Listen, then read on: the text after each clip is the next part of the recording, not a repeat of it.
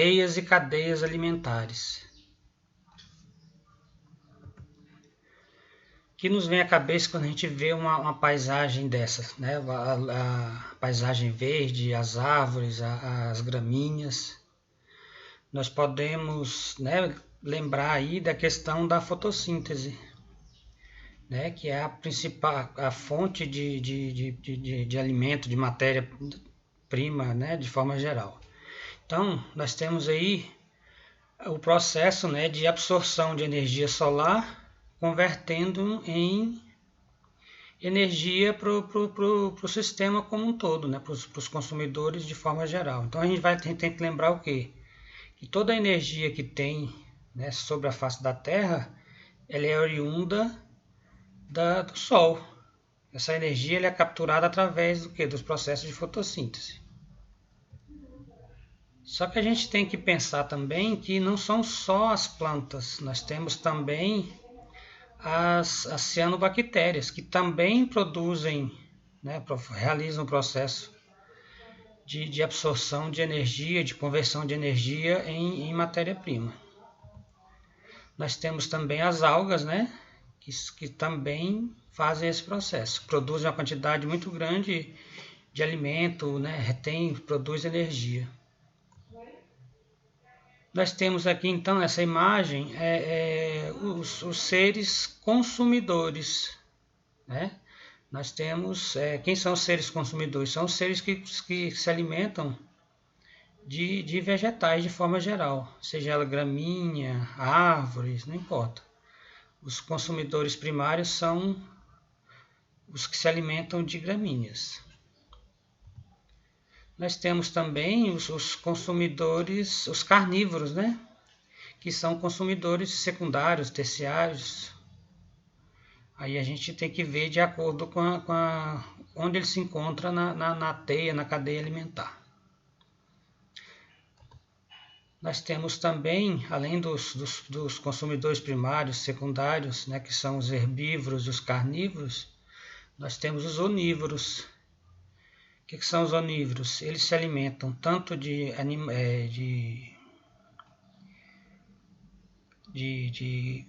carne, né, de forma geral, como de gramíneas, né? Lembrando que nesse grupo nós seres humanos estamos incluídos. Nós temos nesse processo também, além dos consumidores primários, consumidores secundários, carnívoros, herbívoros, onívoros, nós temos os seres decompositores, né, que são aí os fungos, são micro-organismos, né? Entre eles, né, os fungos e as bactérias, né, fechando aí o ciclo da matéria. Aqui nós temos uma situação que acho que vale a pena a gente relembrar, pensar, né, que é o caso dos seres detritivos, né? Eles exercem um papel muito importante nesse processo, que vão facilitar a decomposição, o retorno da matéria viva, da matéria orgânica, para o solo, né, para que ele reinicie o processo. E aqui nós temos o ser humano, que não é carnívoro, não é onívoro, ele come de tudo, quer dizer, na verdade ele é onívoro, né, mas assim, ele tudo que aparecer o ser humano acaba consumindo, seja animal, vegetal, né, se considerar uma cadeia alimentar, o ser humano estaria aí no topo dela. Então, falando de tudo isso, nós temos o que? A ideia da pirâmide de energia, né? Nós temos os produtores, nós vimos lá que são as gramíneas, as árvores, nós temos as cianobactérias, nós temos as algas, né? Nós temos os consumidores primários, né? Como nós vimos, né? Aqui tem o exemplo do grilo ali, né? Que é um herbívoro. Consumidor secundário, nessa sequência aqui, seria o sapo, né, que vai se alimentar do grilo. Nós temos o consumidor terciário, que seria a cobra, que se alimenta do sapo. E o consumidor quaternário, que é uma águia, né? Uma ave de rapina que se alimenta da cobra. Nós temos aqui um exemplo de uma cadeia alimentar. Nós temos o consumidor, o produtor, né? O produtor, na verdade, né? Que são as gramíneas. Nesse caso aqui é um milho, né? Uma gramínea. O rato vai se alimentar do milho, a cobra se alimenta do rato e a coruja se alimenta da cobra. Então é uma cadeia alimentar. Outros exemplos, né? Nós temos aí no primeiro caso, né? A alimentação, o produtor de energia, né? Captura a energia do sol, converte ele em matéria orgânica, consome a matéria orgânica, né, a vegetação, o peixe se alimenta e a ave se alimenta. Então nós temos a sequência, consumidor primário, secundário e terciário. Aqui nós temos a planta, o besouro, o sapo e a águia. Aqui nós temos o trigo, o rato e a cobra. Então nós temos 3 exemplos aí de cadeias alimentares. Uma sequência aí de exemplos. Nós temos aqui um exemplo, né? Também onde acontece o que? Nós temos produtores, consumidor primário, secundário, terciário, mas onde vai parar tudo isso? Eu comentei lá inicialmente sobre os detritivos.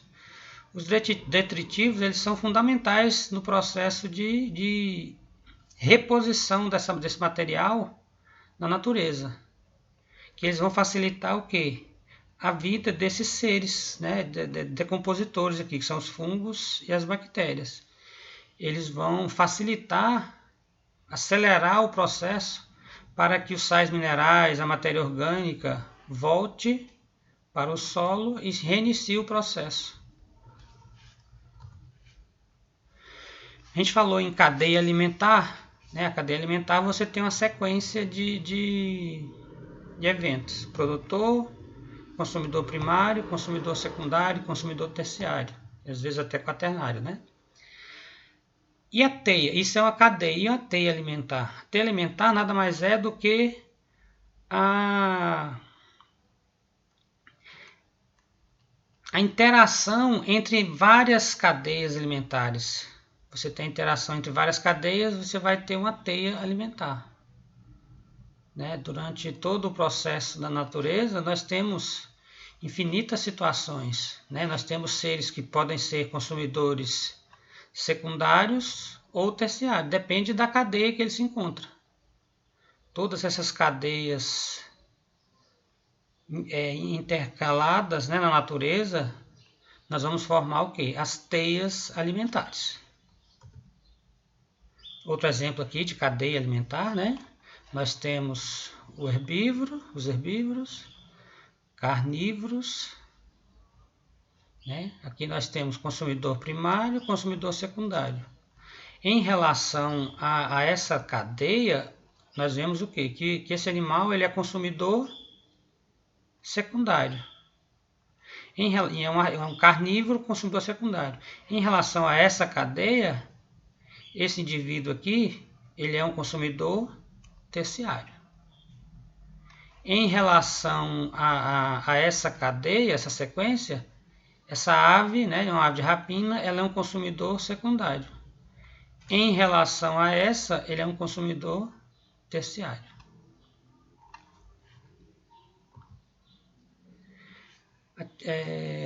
Entre outras fontes, né, eu busquei informações nesse livro da Sônia, né, de biologia, Sônia Lopes, bem conhecido, né, no ensino médio. É um volume único, na terceira edição, São Paulo, na edição de 2013. É isso.